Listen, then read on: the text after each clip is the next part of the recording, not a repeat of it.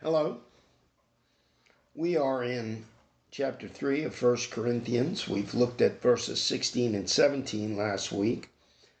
Verse 16 says, "Don't you know that you yourselves are God's temple and that God's Spirit dwells in your midst?"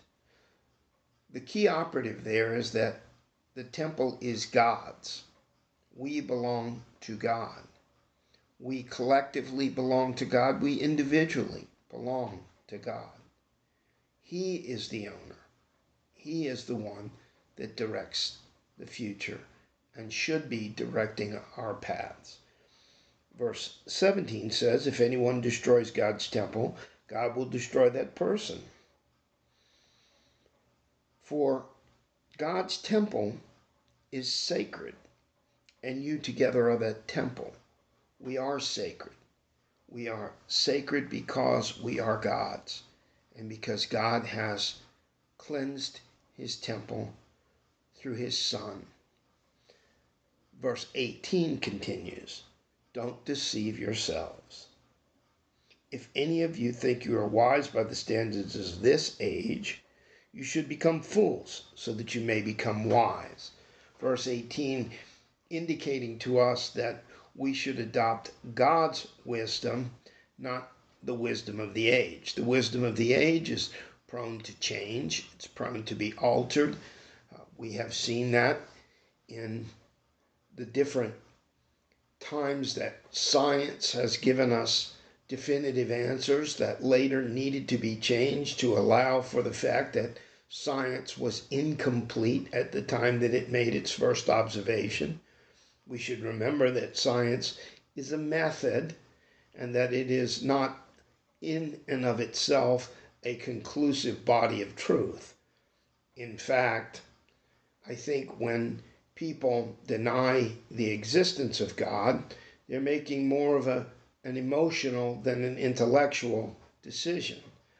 I think intellectually, if we study the evidence, we study cause and effect, we study the nature of science itself, we realize that there must have been some first cause, there must have been some designer, there is evidence that there is a force behind the existence of the universe.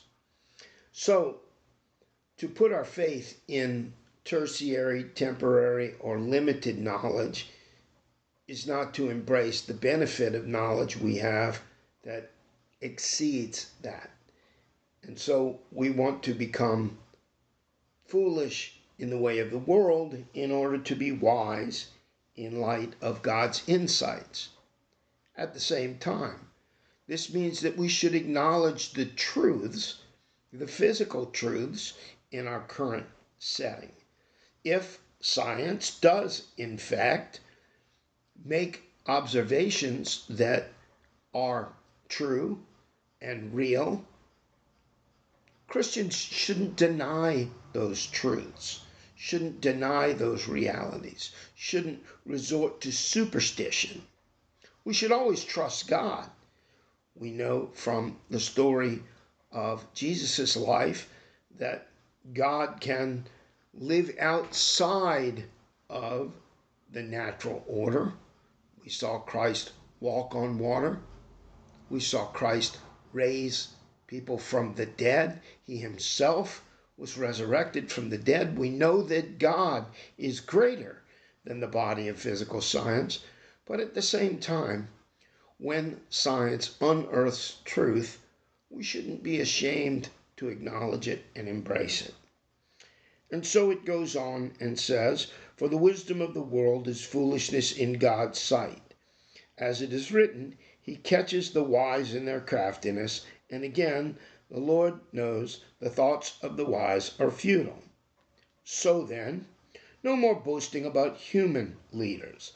All things are yours, whether Paul or Apollos or Cephas or the world or life or death or presence or the future, all are yours, meaning all belongs to God.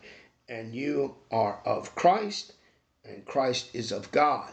So we are together God's temple, we are together God's creation, We belong to God. We belong to one another. We are of Christ and of God. And as such, we should strive to put aside arguments, comparisons, and focus instead on the beauty of what God has called us to in unity, in love, in kindness, in caring, in justice, in all of the individual, personal convictions that God has placed before us. This is what true wisdom is. Thank you. Have a great Sunday.